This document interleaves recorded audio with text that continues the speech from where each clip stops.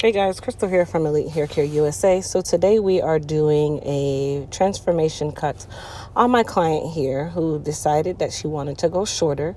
So to start, I'm just using my clippers to cut down her sides and her back, prepare her for her relaxer, and also she is getting a color for her silver streaks and to, of course, make her hair just slightly darker. So before I went through and relaxed her, I went ahead and, as I said, cut down a lot of the hair that we actually would be cutting off anyway. And then I just wanted to make sure that even with me going through and cutting it, I didn't scrape her scalp to cause any sort of irritation when we applied her relaxer. So I did not apply relaxer on camera. I went ahead and did the relaxer and the color. And now we are going to go through and actually cut down her hair into the actual style. One thing that I can say in regards to this client is once we did the relaxer, she did have some residual permanent color on her ends, and her ends did get gummy. And this all is stuff that you are supposed to talk about during your consultation. But one thing that I do notice, and this is not a bad thing, but out of sight, out of mind. So for us, when we do a hair color, meaning regular everyday people who are not hairstylists, when we do a hair color and that color grows out, we assume that that color is gone, when actually it is not gone. It has just grown out on the actual ends or shafts of the, or cuticle, excuse me, it's grown out on the cuticle. And everything that's new does not have any color on it. So in our mind, we don't think to say, hey, I had a color, or I had a color a year ago, Ray. So what happens is, me as the stylist now, I go after the consultation, do your relaxer, and then I notice that the hair that did have that permanent color on it starts to get gummy or melt or over process. Why? Because relaxer cannot go over a permanent color. It is not suggested. It actually works as a form of hair remover if you leave it too long. And it does exactly what it did to my client here, where her ends got a little bit gummy. Good thing is it was just her ends. And we actually were going to cut those ends off anyway based on the style that we were doing. But this is something that I definitely would recommend you guys discuss with your stylist. She didn't do anything wrong of any sort, but I've even had that happen to myself where I would forget that I did do a permanent color a year ago, and that permanent color I didn't cut off. It's still sitting on my ends. So it's a common thing to happen, but to basically alleviate that, just make sure you keep a track of whatever services you've gotten done over the last year to 2 years, especially if you're going to be doing a relaxer or a transformation style. Now I'm going through and I'm cutting down her sides and her back. We are going to add some tracks to the front of her hair anyway. The front of her hair was slightly damaged before we even did the relaxer or anything of this nature. This is the reason why we're doing the shortcut, because the front of her hair is extremely short compared to the remainder of her head. So that was why we decided to do the haircut on either side. So what we're going to do is still give her a short style. We're still going to clean up whatever hair we need to clean up in regards to cutting. And then from there, we will go ahead and apply her tracks.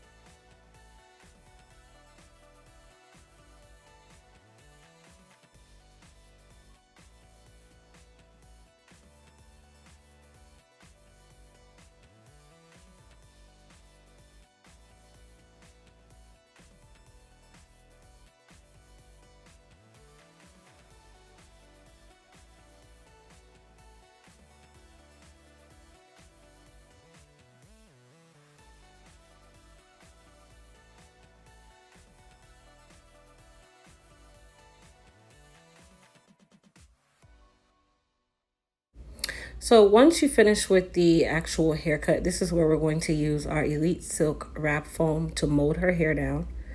Now you can't really get a solid mold unless you are using a wrap foam. Some clients, they may have a finer texture of hair that it may lay down, but wrap foam definitely is a must in my book when it comes onto any sort of mold of a short style. It just makes it gives it that polished, finished look. And of course, as I always say in all my videos, you want to make sure that you mold the hair in the direction that you plan on styling it to make your job a lot easier. Okay. I'm also big on not adding any lines whenever I'm doing any type of mold, meaning I don't like to put any parts in the hair. Now, if your style itself requires a part, then definitely you can do so. But if it doesn't, I like to make sure that there are no lines. And then I can add a line if I need to later on when I'm actually curling my client. So once we finish the mold, you can either use end papers or wrap strips, either or, it's whichever one is your preference. And then your client will go under the dryer, or you will go under the dryer for about 30 to 45 minutes. You do want to make sure that your hair dries thoroughly because that is very important when it comes on to curling and for the foundation of the mold to lay nice and flat all the way through. If you don't dry all the way, you'll notice a day or two later the hair will be frizzy, or it will swell because it did not dry thoroughly when you were actually doing the molding process in the first place. Okay, so keep that in mind.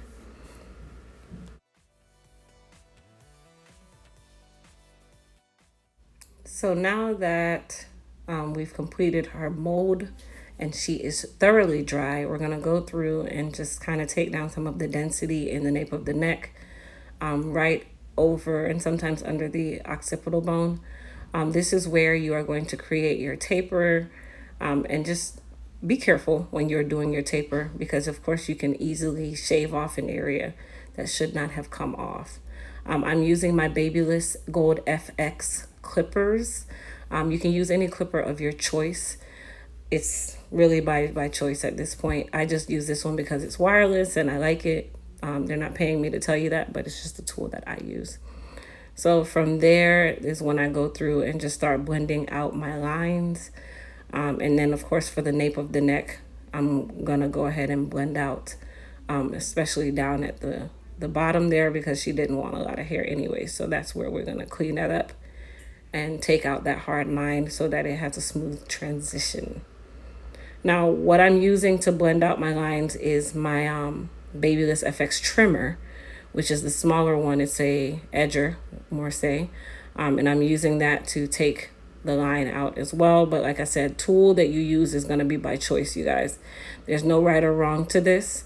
This is something that you basically have to just learn the technique, and then over time you'll get it. It took me years and years and years, and I'm still not 100% perfect. So definitely, guys, just take your time with this part, okay?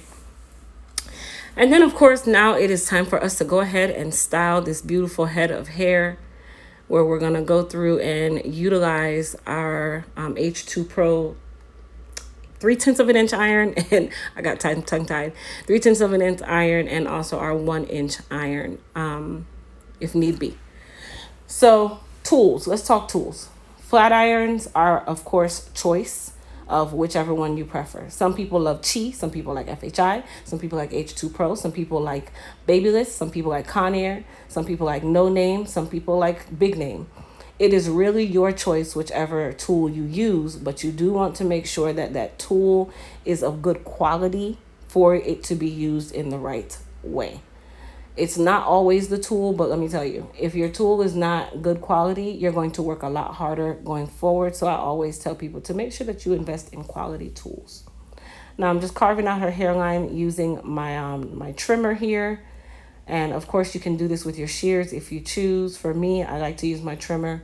It gives me I have more control on either side, but I like my trimmer. I like those crisp lines, and I like to be able to carve out my line whenever necessary. Okay, so we're going to move into the styling portion. Now, my client here decided that she wanted to add some tracks. Of course, you guys can tell how short her front is. Right now, she has what we call a micro pixie, where basically it would be more like a bump. But she wanted to add some hair. She wanted to give it more of a bang than anything else. And when I say bang, I mean bangs, not a bang. But before that, what I'm doing is just kind of cleaning up behind her ear. Sometimes you can leave a lot of density behind the ear. It's not purposely. So I like to use my clipper to take some of the density down. Now, she did bring her own hair. Whenever clients come to me for styles of this nature, I do require that you bring your own hair, because everybody's hair preference is going to be different. And then, of course, everybody's color of choice is going to be different. So the hair that she brought was a little bit browner than the color that she is, but we can make it work. We will blend it in, and you guys will get to see how we blend that in. So when I'm putting in the tracks, I am using glue for the tracks. If you, I know there's some people who are glue phobic. Oh my gosh, you're using glue. Oh my gosh, you're using glue. That really doesn't do much damage if you know how to, number one, properly take care of it, and number two, properly remove them.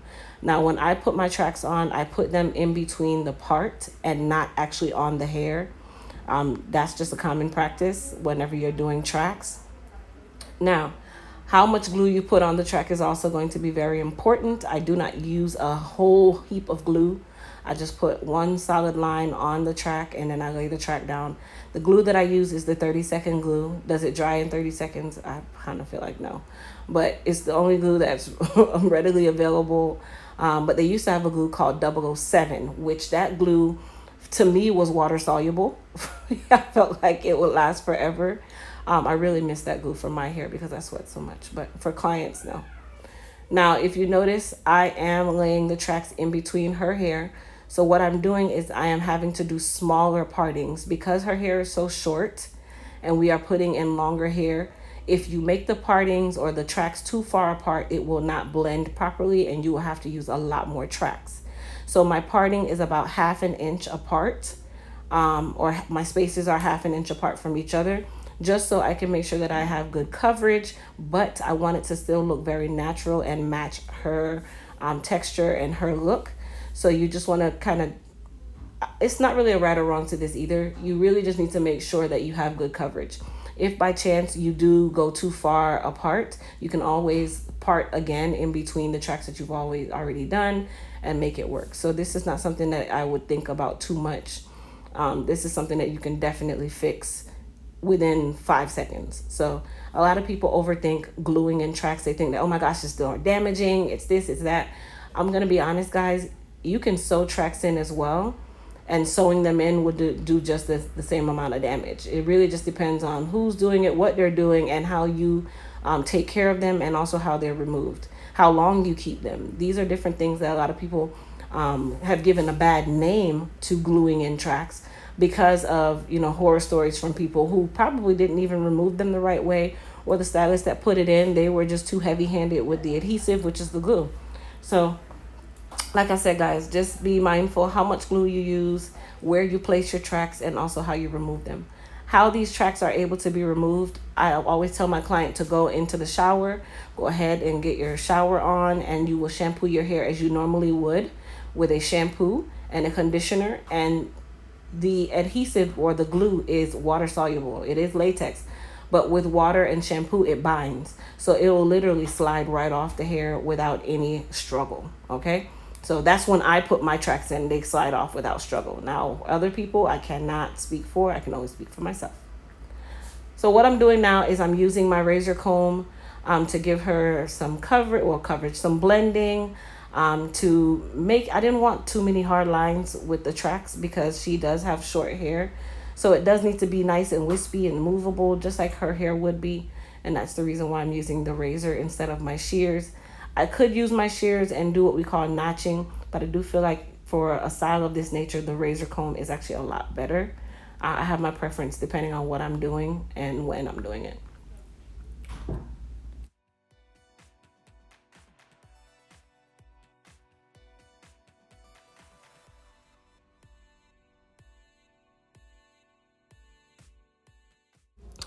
Okay, so now that we have completed the cutting, if you guys notice, it's just a front piece bang, guys. So we didn't want a full-on feathered bang. We just wanted a little bit of hair added to the front to cover up the fact that her hair was much shorter towards the front. So now we applied some of our frizz tamer and shine serum to her hair, and then we're going to use our H2 Pro 3/10 of an inch iron to curl the remainder of her hair. So I did put a link in the description box for this iron. I know a lot of you asked me about this iron. It is a really good tool. I've been using it for quite some time, couple years well. And every time that they've come out with a design, it's gotten better and better and better. This one I actually really, really love. So I would highly recommend this one for those of you that have shortcuts at home. And then what I'm doing is just going through, and I call these slide curling thingy technique that I made up, but it's just curling or bumping. I like to slide curl when it comes on to curling my client's hair, mainly because I feel like it really pulls everything together without me having to go through and try to comb everything into the direction that I want, and it just makes it really seamless for me to be able to style them really quickly. Now for the crown of the head, I did spray some of our holding spray, which is a very light hold. We are working on our own holding spray for you guys that like to do your flat ironing and short styles. I feel like it's just overdue, so I'm working on that right now as we speak. But I am using my 3/10 of an inch iron to kind of bump the hair that is above the longer hair. And you'll be able to see how I feed it into each other to kind of blend it and give her that look. Now for the longer hair, I switched over to my H2 Pro 1-inch iron, which the link is also in the description box for this iron. This one is the more common iron that you would use for medium to long hair, even short hair, but short hair it comes in different categories, so you can use it on either side. Now, if you notice, I'm not going through and trying to bump the hair that is at the base, which is her hair. I am just using my iron on the longer hair, because really that hair, that shorter hair that's in between, has no purpose towards this style. I actually want it to lay nice and flat so that it blends with the tracks. So that is kind of like a mishap that people will do. They'll go in and try to curl from the shorter hair, and then you end up making it where the shorter hair can't blend with the weave. So that's a really important thing, to kind of not touch that hair. Just let it lay as flat as possible so that you can blend the weave with the remainder of the hair and not trying to make it stand out from the remainder of the hair, if that makes sense. All right, so I curl mid back head to the right, and then I come and I work on the left side of the head because I want to blend my line in. That is just the way that I always curl. Of course, everybody curls in a different fashion, in a different direction, but that's how I curl. So once we're done, I'm just using my wide tooth comb, blending everything in together. I think the style came out really, really cute. Okay, really cute. I think it's a great transition style for her. And then for her to be able to take care of it at home, she basically pin curl the front and tie her scarf around the sides and back, and she is all done. If you guys really enjoyed this video, please don't forget to subscribe to my channel. Please don't forget to thumbs up this video, and also comment and tell me what you guys thought of the finished product. I think it was fab. You know, I always think my work is fab, but I love to see what you guys think in regards to the styles. And then, of course, I will see you guys in the next video. Thanks for watching.